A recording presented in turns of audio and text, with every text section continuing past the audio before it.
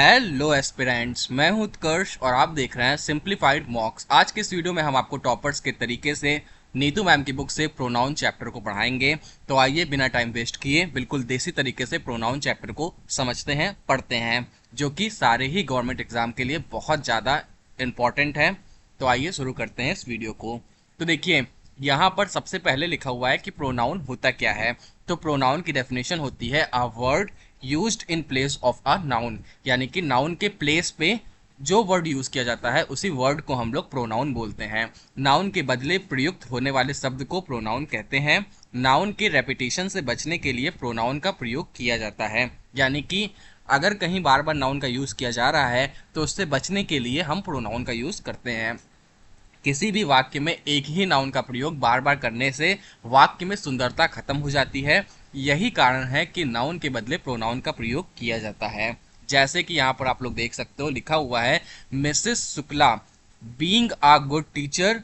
अब यहाँ पर फिर से Mrs Shukla is liked by all the students नहीं लिखा है, सी लिख दिया गया है। तो सी क्या है? एक प्रोनाउन है। ठीक है, तो नाउन के स्थान पर प्रयोग किया जाता है प्रोनाउन का, ना कि नाउन के साथ। ठीक है, नाउन के स्थान पे प्रयोग किया जाता है, या तो नाउन रहेगा या तो प्रोनाउन रहेगा। अब हम लोग बात कर लेते हैं प्रोनाउन के टाइप्स की।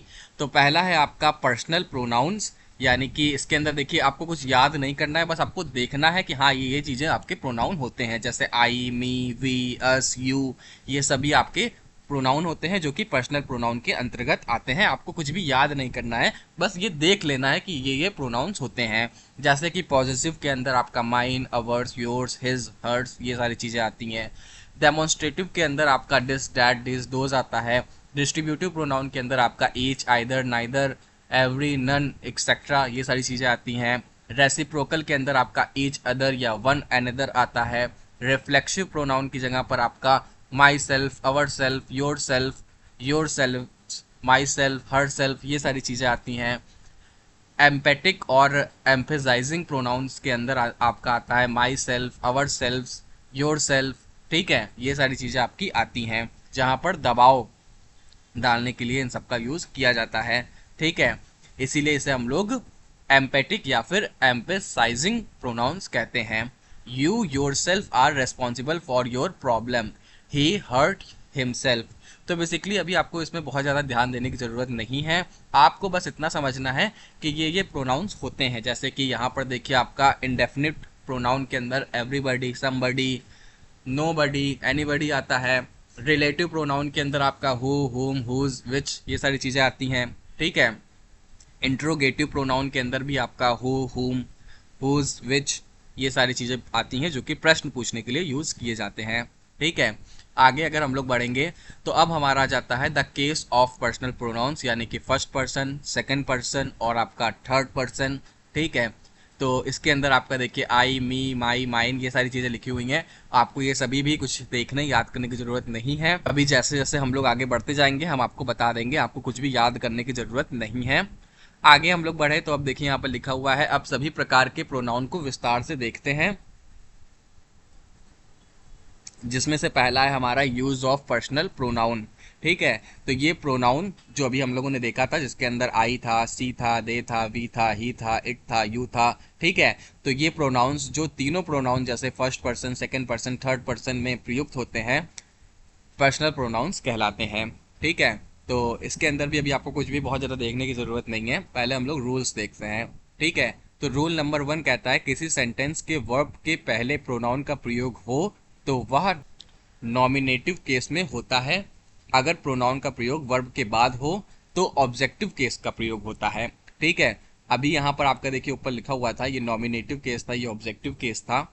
अभी क्या है ये सारी चीज़ें हम लोग समझते हैं। जैसे यहाँ पर देखिए लिखा हुआ है आई टीच हिम, मैं उसे पढ़ाता हूँ।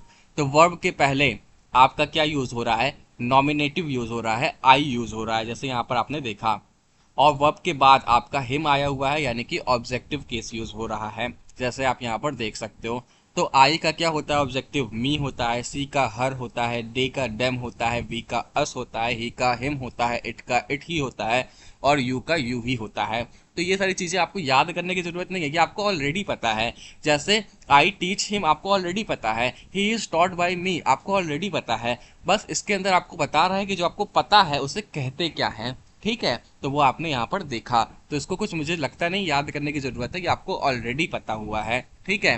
कि यहाँ पर आपका आई टीच फिर आई नहीं होगा, या आई टीच फिर ही नहीं होगा, आई टीच हिम ही होगा, या he is taught by I नहीं होगा, ही इज टॉट बाई मी होगा।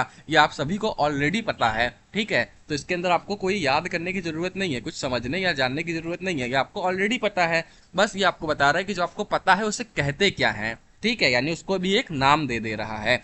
अब हम लोग बात करते हैं रूल नंबर 2 की। अब हम लोग रूल नंबर 2 की बात करते हैं। जब विभिन्न प्रोनाउन एक ही सेंटेंस में प्रयुक्त हों और किसी बुरी बात का आभास ना हो, तो उन्हें 2 3 1 के क्रम में लगाते हैं, यानी कि जो सेकंड पर्सन है वो सबसे पहले आएगा, जो थर्ड पर्सन है वो आपका उसके बाद में आएगा, और फिर जो फर्स्ट पर्सन है वो सबसे आखिरी में अंत में आएगा। तो यहाँ पर आप लोग देख सकते हो कि 2 3 1 के ही क्रम में लगा हुआ है। अब आपको पता होना चाहिए कि फर्स्ट पर्सन क्या होता है, सेकंड पर्सन क्या होता है और थर्ड पर्सन क्या होता है। तो वो हमने यहाँ पर अभी आपका ऊपर देखा था। अब आप लोग एक बार और इसे ध्यान से देख सकते हो कि फर्स्ट पर्सन जैसे कि आपका आई हो गया, मी हो गया, वी हो गया, अस हो गया, सेकंड पर्सन मतलब कि तुम हो गए यानी कि यू हो गया, और थर्ड पर्सन मतलब कि कोई भी, जैसे ही, सी, इट, ये सारी चीज़ें हो गई, ठीक है। तो ये आपको याद करने की भी ज़रूरत नहीं है, आपने देखते ही समझ लिया, ठीक है। तो सबसे पहले सेकंड पर्सन लगाना है, यानी सबसे पहले सेकंड पर्सन यानी कि यू लगाना है, फिर थर्ड पर्सन लगाना है यानी कि ही, और फिर आखिरी में आपको फर्स्ट पर्सन लगाना है यानी कि आई, ठीक है। तो बस आपको ये तीनों ही एग्जाम्पल इस तरीके से समझ में आ गए होंगे। अब हम लोग बात करते हैं रूल नंबर 3 की। आपको ये जो भी नोट्स हैं वो मैं शॉर्ट्स में अपलोड कर दूंगा, तो आपको नोट्स की भी कोई चिंता नहीं करनी है। जो भी इंपॉर्टेंट इसके अंदर चीज़ें होंगी वो मैं अपने शॉर्ट्स में अपलोड कर दूंगा। आप हमारे चैनल को सब्सक्राइब कर लीजिए, आपको वहाँ पर मिल जाएंगी।